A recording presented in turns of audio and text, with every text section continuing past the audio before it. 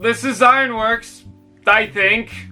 I'm gonna need some ID. Originally, Ironworks was part of the Micromaster line in Generation 1, also featured in the Brave line as a small semi-truck. He came with a base set which could be converted into a tower. This, however, ain't your daddy's Ironworks. While technically a renamed Micromaster similar to Ironworks was released in a 10-pack I don't currently own, the retail mass-release Ironworks figure transformed from the base into the robot in the Earthrise line, part of a similar gimmick to the Siege weaponizers called modulators. You could tear the figure to shreds and use the parts to make your own creations. Some people would get heated, "Oh, parts forming!" But if you think about it, with the detachable accessories and ramps, it's no different to the original bases, just with the very different robot mode edition. You could combine these using the A.I.R Lock system, still a dumb name. Basically, using these 5mm ports and hinge connection points introduced in Omega Supreme, you could do all sorts of things using the most powerful tool: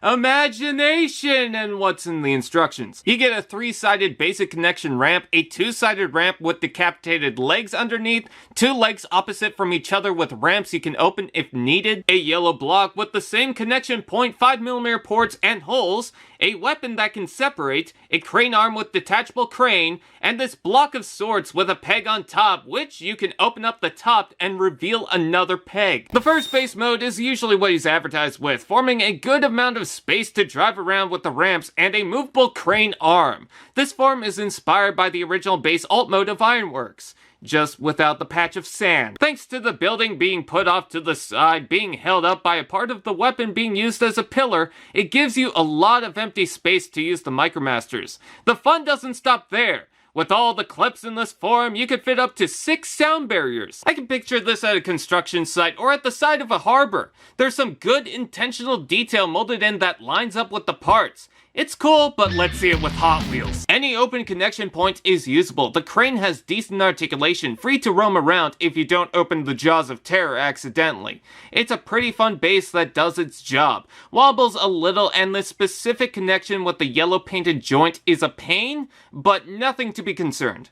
Next, the following mode is based on the secondary, more defensive mode of the original. A tall tower that looks unstable but actually does fine for the most part. There's some similarities to the original, but it had to work around a lot of other functions. Where's the windmill? On the side, these are obvious ramps, but I like the intended molded detail inside, including a large ladder. You do get a turret formed from the crane like the original, if the gun slapped on the crane counts. But it does get in the way of the only usable ramp connection point. You can move it out of the way and use it if you don't mind being blocked by the crotch. Did you know if you lay it down, it's a submarine? Portholes and pegs all on the side, fully usable, and there's a bucket near the front which you can sit a figure inside to command it. You could probably add this yellow section on top if it lets you. So almost every piece painted over in yellow has this goopy layer dripped over it. I think it's meant to resemble grease and oil to give it that uncleaned, used industrial look to it. The problem is it thickens the connection point, making it difficult to attach ramps, and almost impossible to port this on the hole as the cherry on top. You'll likely have to shave the hole to attach it. Once you do, it makes a roof level you can add a figure on, with a connection port to attach dangling ramps. I think the tower looks a little messy, but it's better and more functional than I thought it would. Next, according to the instructions, you get this long wobbly road that you can karate chop.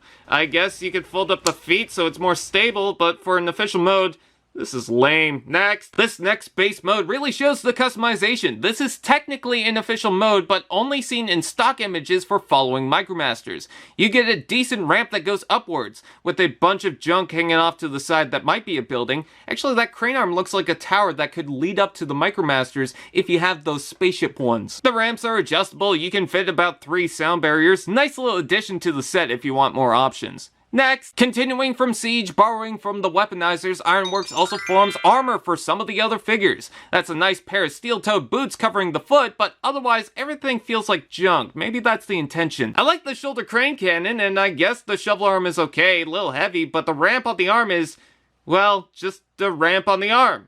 It's not even on a tight port, it's just annoying. You could wrap it around, I'm sure that'll protect him from his inventions of explosions. Oh, sorry. I mean, Italian invention. I wonder if you could use it for Devastator. Wait, you can open up the legs, plug it here. We gave him the wings! I do like the fact that you don't have to keep to the official way of things. With the modulator gimmick, you can modify if needed. The original base modes are a real highlight, but there's a good amount of stuff to get the idea of this gimmick. Robot mode.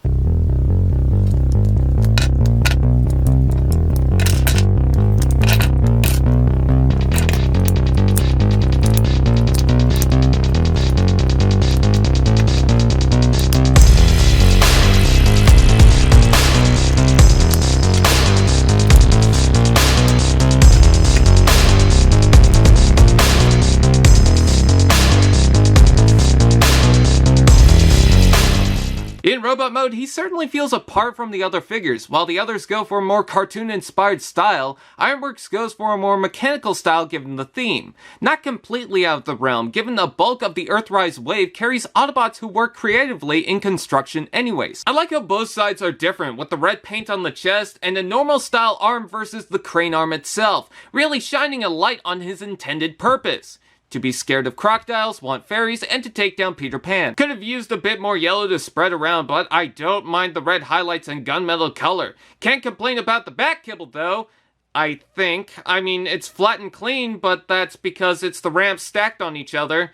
Does that count? You decide! Vote by liking the video if you cry in the shower. Is it just me, or does the head look like it belongs to a minicon? Actually, I'm seeing some similarities to Jazz. Pretty basic in the paint, but good use of the colors with gunmetal painted over with the red. Should have more separation, but I like the mold on it. Did someone say articulation? Ball jointed head, shoulders out and in, forward to back. This shoulder pad moves, rotation below, elbow bend. This is on a double joint, hook rotates, waist side to side, hips out and in, forward to back, rotation below, knee joint, and foot tilt. Posability is pretty decent, but I can't help but feel uncomfortable. The foot tilt's limited despite looking like it could go further, but the waist joint is just unnatural. By design to keep the infamous War for Cybertron waist, they put the joint to the back. I appreciate the effort and going something different, but it doesn't feel as stable. I can't trust it. Let's take a look at the accessories.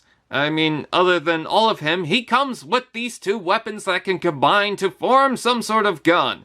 By design, it certainly fits with the theme. You could plug it into the hand, above the crane, or on the shoulder, which is where I usually keep it. There's blast ports on certain areas, good luck with the goopy paint on the yellow ones, and portholes on the feet, knees, which with blast look painful, also the hand, crane, and both shoulders. You can even pop out the side ramps for additional portholes. You can use the port on the arm, or take off the crane hook for an additional port. So many options! To be destructive! Nice. You can add sound barrier to his arm, legs, around the head, or his butt. Even use Grapple's claw and use him as a piñata if you want. I wanted to see Micromaster bases into the main line, and when Micromaster started, I had hopes of them getting these into the line. However, when I saw the 10-pack, I got worried. Now we have the base, but does the robot mode ruin it? I think mostly everything added with the modulator gimmick and robot mode is a nice addition. Ironworks shows that this can work, and the more you get, the more you can work with.